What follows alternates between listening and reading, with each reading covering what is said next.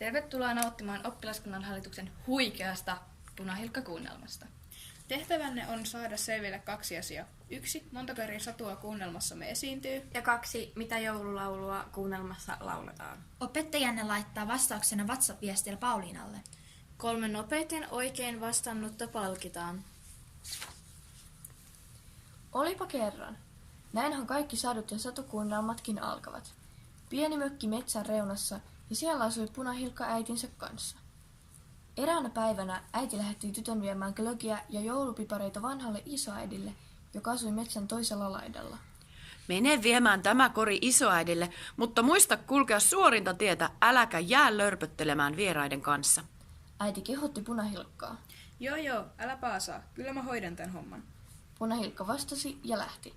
Mutta jo metsään tullessaan hän tapasi vieraita ihmisiä. Keitä te olette ja mitä teette täällä? Minä olen Hannu. Vastasi Hannu. Ja minä olen Kerttu. Vastasi Kerttu. Olemme eksyneet, emmekä osaa enää kotiin. Meillä on nälkä, mutta ei ole enää ruokaa, koska Kerttu murusteli eväsleivät tienposkeen. Eihän me muuten oltaisi osattu kotiin. Kerttu puolustautui. Mutta eihän me nytkään osata, kun linnut söivät ne leivät. Hannu protestoi. Tuossa on teille piparit, että pahin nälkä lähtee. En minä jouda teitä neuvomaan, mutta tuolla on yksi piparkakkumökki. Menkää kysymään sieltä apua. Punahilkka viittoi Hannulle ja Kertulle. Kiitos. Ja niin Punahilkka jatkoi eteenpäin, kunnes vastaan tuli omituinen otus. Tämäpäs on outoa. Kissa tässä sadussa ja vielä saappaatkin jalassa. Ei mene mun jakeluun. Päivää. Anteeksi, että häiritsin, mutta tarvitsisin nyt apua. Saapasjalkakissa tiedusteli kohteliaasti. Ja minkähänlaista apua saisi olla?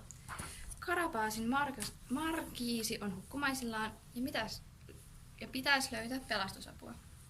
No menkää meille, tuonne. Kyllä se äiskä palolaitokselle soittaa. Kiitos paljon. Huikkasi saapasjalkakissa ja kiiruhti Punahilkan kotia kohti. Punahilkka sen sijaan jatkoi matkaansa metsän siimäkseen.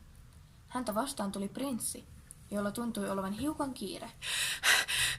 Auttakaa minua!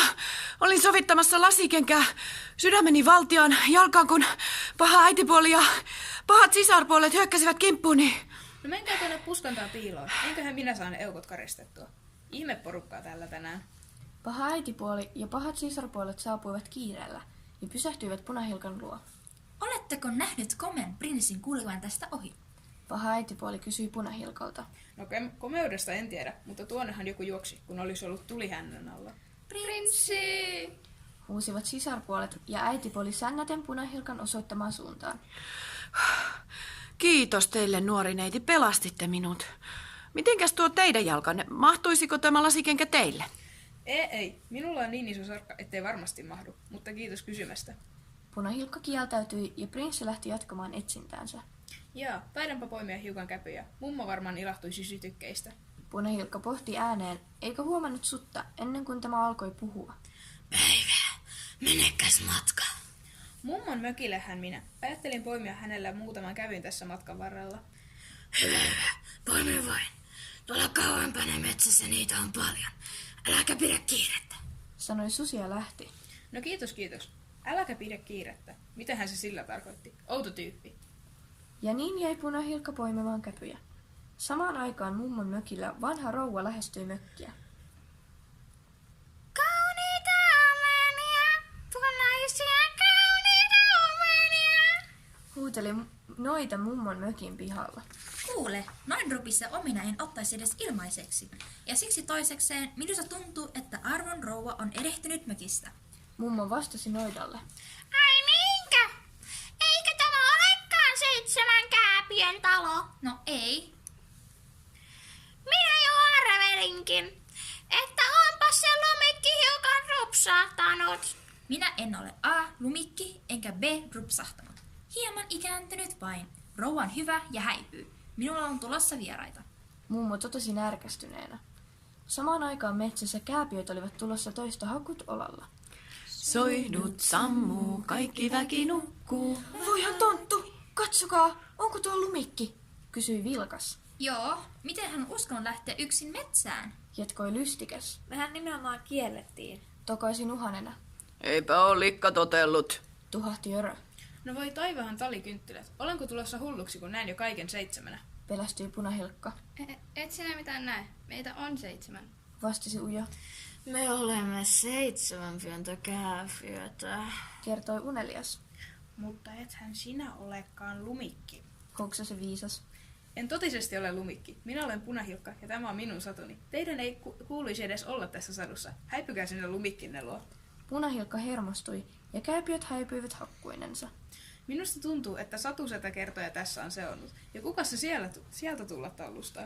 Olen kultakutri. Ahaa, mikä sinut tänne lennätti? Olen eksynyt, enkä löydä kotiin.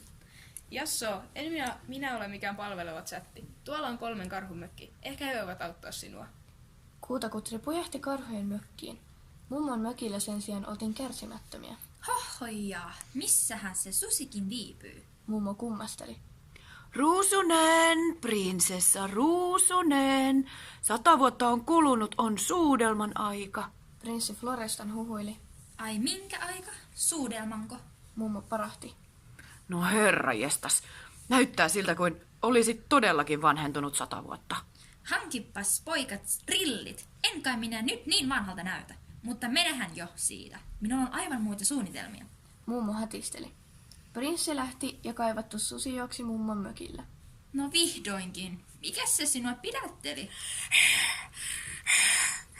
Metsä oli jäntänä outoja olentoja.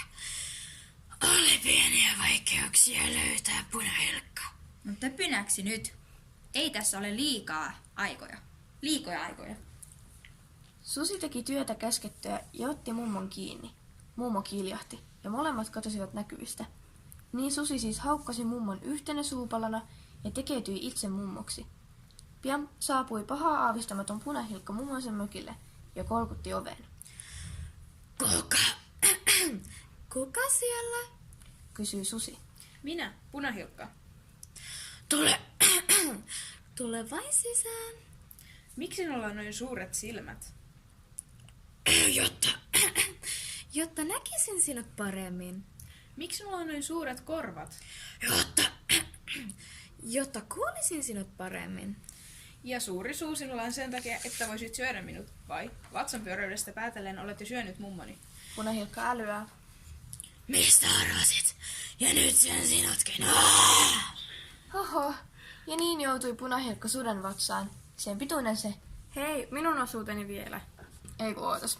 Mä katon paperi vähän. Aha, no niin tässä. Vähän ajan kuluttua mökille saapui puunhakkaaja, joka kuuli mummon ja punahilkan huulet suden vatsasta. Puunhakkaaja avasi nukkuvan suden vatsan ja pelasti mummon ja punahilkan. Kiitos. Olihan tuolla vähän ahdasta. Ja kamalan kuuma. Kiittelivät mummo ja punahilkka. Mitäs tuosta? Mutta mitä me tälle sudelle tehdään? Puunhakkaaja kysyi. Me pannaan sen vatsa täyteen kiviä ja kursitaan umpeen. Mutta sehän olisi eläinrääkkäystä. Mitäs tämä meidän kohtelu sitten oli? Minä olen mummon kanssa samaa mieltä. Kivet sisään ja sillä hyvä. Ja niin puunhakkaaja, mummo ja punahilkka täyttivät suden vatsan kivillä ja ompelivat sen umpeen. Sen jälkeen he menivät piiloon odottamaan suden heräämistä. Ai, kun vatsaa kyyssää ja janottaa. Susi valittaa ja juoksee pois. Se oli sille kelmille ihan oikein. No niin oli. Lähdetäänkö joulun viettoon? Johan tästä joutais.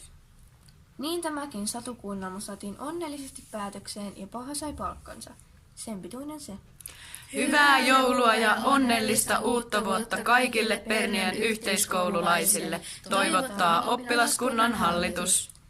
Ja nyt sitten vastauksia Pauliinalle, jos mietitte suklaapalkintoja.